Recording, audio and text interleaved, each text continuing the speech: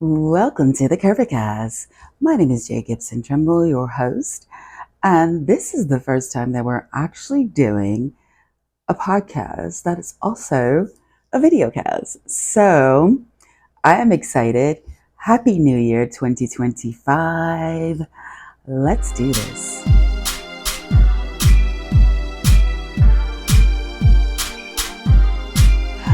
So my kid created this theme song for me, and I just absolutely love it still.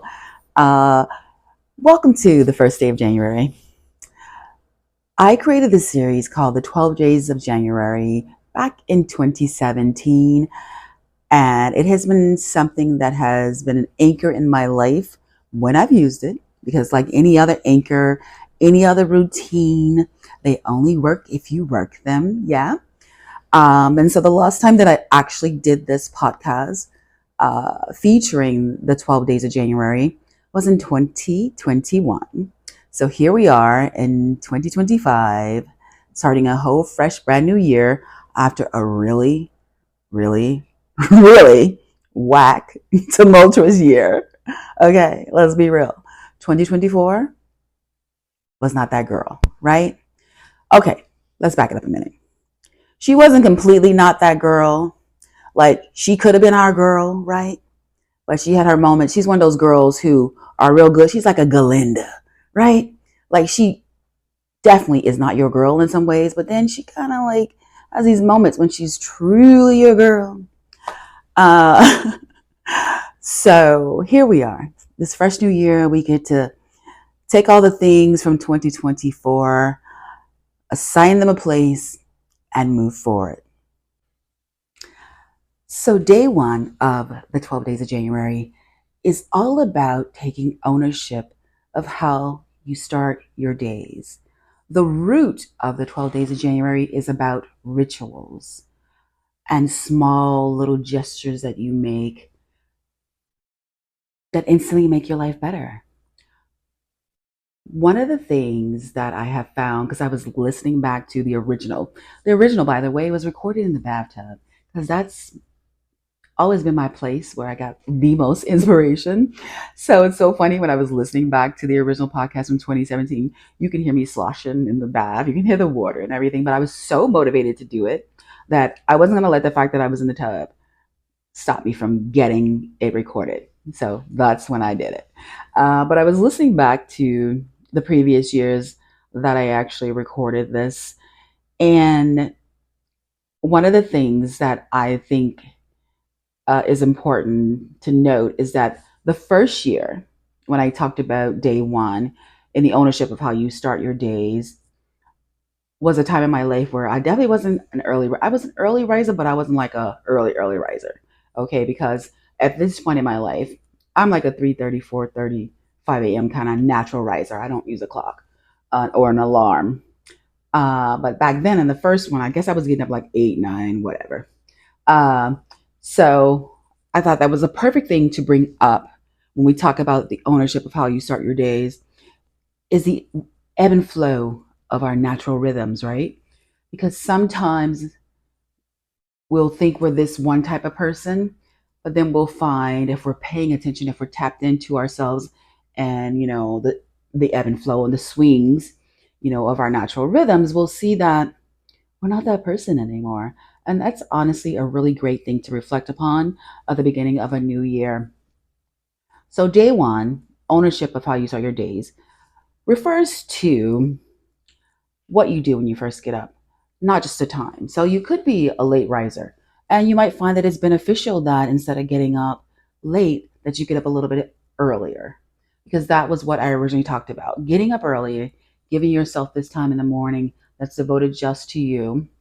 But of course, like I said, things changed.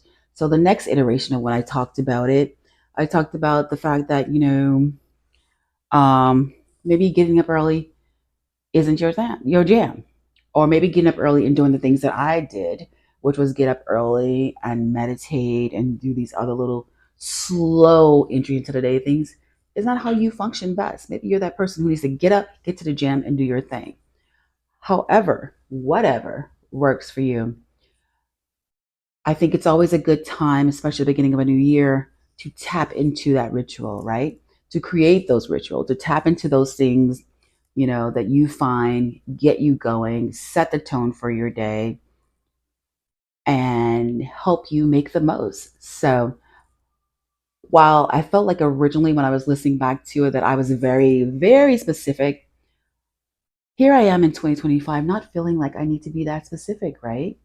I feel like what I want to share with you today is to just talk about more creating the framework of taking ownership of how you begin your days, as opposed to being not really pigeonholed, but kind of like molded into doing it a particular way. Because I mean, you could be the type who likes to get up and instantly get on your phone and check in your email or tap into social media, and people make that seem like it's really a bad thing.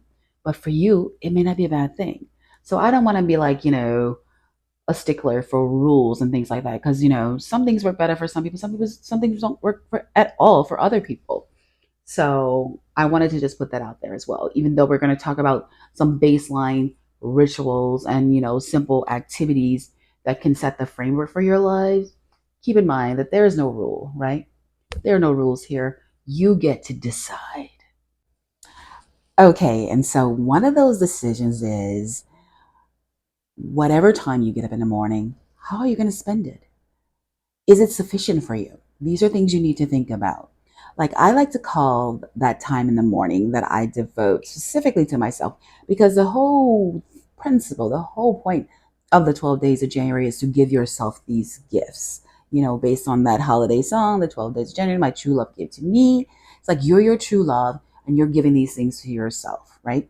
So I like to call that first wakening time the glory hour, right? It's not always an hour that's devoted to the activities that I like to do, but that's what I like to call it.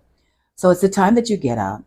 Like I said, I used to do meditation and stuff when I first did this series back in 2017. Now I don't meditate nearly as much. I definitely want to add that ritual back. So that's one of the things I'm going to focus on. And keep in mind, although this is called the 12 Days of January, this is ritual building.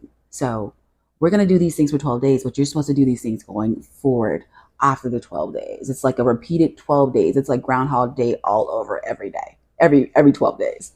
Um, but so the glory hour.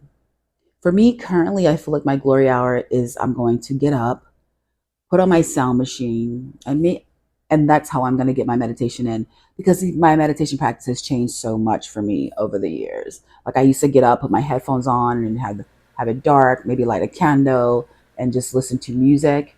But that even has changed for me, and I'm okay with that. I think it's, like I said, the ebb and flow. I won't fight what comes instinctually and naturally to me, because I feel like then that creates a burden to creating the ritual. So I'm just going to go with the flow. I'm just going to start with my sound machine. I own this cute little sound machine that I use because I had a meditation and movement event that I hosted before. So I'm going to use that. Um, but you could be the type who wants to get up, like I said, and go to the gym, or the type who wants to get up and plan out your day, or the type who just wants to be quiet, take 10, 15 minutes and just lay there and breathe or stretch. Definitely adding stretching back to my ritual, because it is something my body truly benefits from. So for me, it'll be sound machine, stretching, and then go from there. But for you, it could be something completely different. But that's the whole point, to create the rituals that fit into your life. I mean, you could be the type who wants to get up and read a few pages. Like, I have an virtual mentor on TikTok, a gentleman that I watch quite a bit, who is, I consider, a mentor because he inspires and motivates me. But one of the things he talks about is reading 10 pages from a good book every day, to build these rituals for yourself. And I think that's a really good thing that really works, could potentially work really well for someone. You could also just be the type who, like I said, who just wants to get up and get going. So, here on the first day of January 2025, the goal is to work on a ritual that will make you feel like you have set yourself up to have the best day possible. Once again, there are no rules. It should be something that fits your life and that you benefit from the most. Sounds simple, right? Honestly, it really is if we really think about it. No pressure here. The goal is progress, not pressure. So think about it.